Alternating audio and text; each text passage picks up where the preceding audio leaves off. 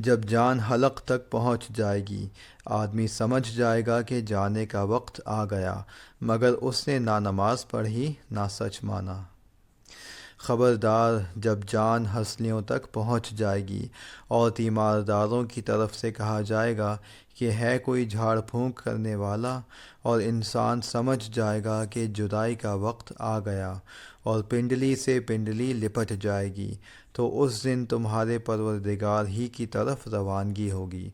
इसके बावजूद इंसान ने ना माना और ना नमाज पढ़ी, बल्कि हक़ को झुटलाया और मुंह मोड़ लिया। फिर अकड़ दिखाता हुआ अपने घर वालों के पास चला गया। बर्बादी है तेरी, हाँ बर्बादी है तेरी। फिर सुन ले कि बर्बादी है तेरी, हाँ बर्बादी है तेरी।